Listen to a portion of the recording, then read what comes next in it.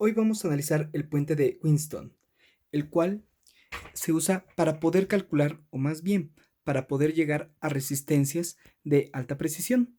El puente de Winston es este que vemos aquí con este diagrama, cuenta con 4 resistencias y una quinta, pero la quinta es R0, lo cual, para que se conserve en equilibrio entre este punto y este punto, tiene que dar un voltaje igual a 0 volts.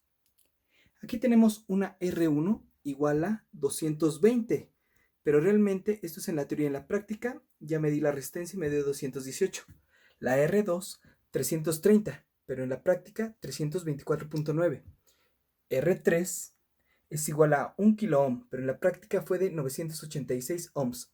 Por último, una R4 que ya calculando con la fórmula del puente de Winston, que es R1 por R3 igual a R2 por R4, despejando R4 me dio igual a 666.66 ohms, pero calculando con los valores reales, no teóricos, me dio 663.42.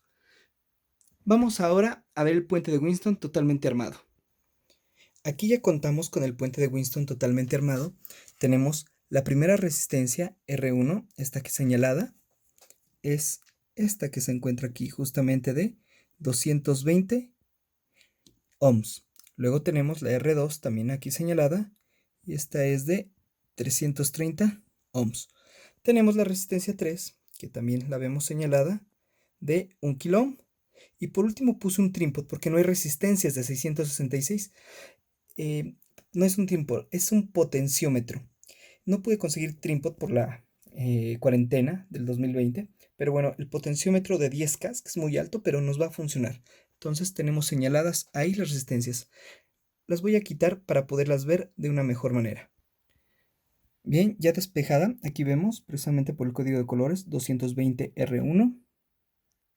Aquí tenemos R2 330, R3 1 kilo ohm y como dije el potenciómetro R4.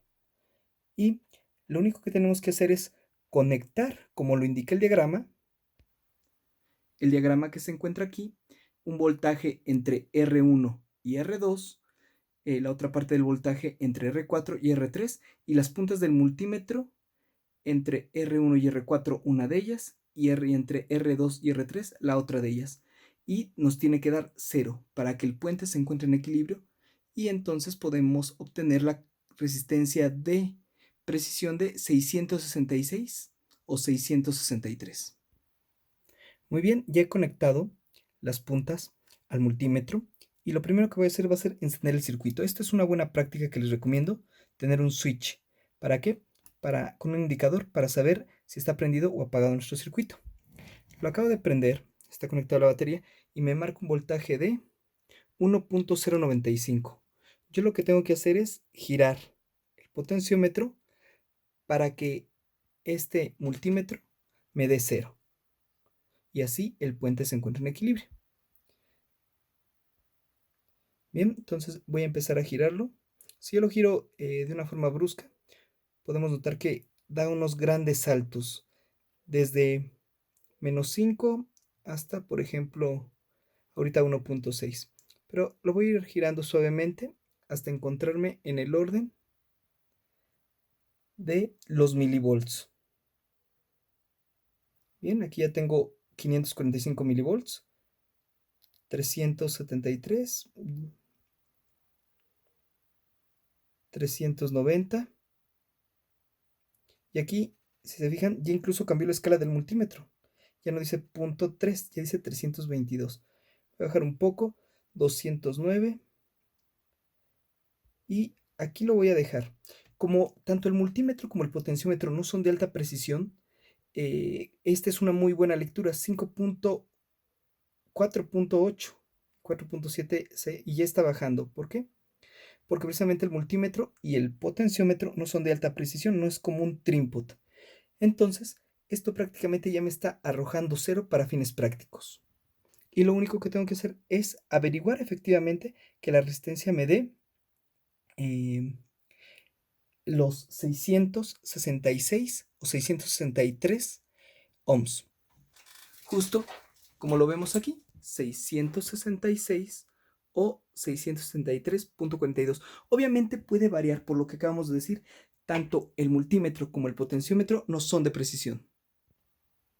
He desmontado el trípode para medir la resistencia y efectivamente nos da una resistencia de 674 ohms. Como les comentaba, da un poquito no tan exacto, inexacta precisamente. ¿Por qué? Por lo que comentábamos, tanto el multímetro como el potenciómetro pues no son tan precisos. Y aunque yo haya sacado las mediciones de cada una de las resistencias y calculado con ellas, pues obviamente son influenciadas tanto por el elemento electrónico del potenciómetro como el multímetro. Acuérdense de la precisión o exactitud que tienen cada uno de los elementos electrónicos o de los instrumentos electrónicos. Pero 675 es muy, muy, muy certero, ya que nuestro cálculo, pues prácticamente estaba en 663. Fue una desviación de 12 ohms. Aunado a que cada resistencia pues tiene una tolerancia, entonces vemos que esta medición y este experimento ha sido totalmente consistente.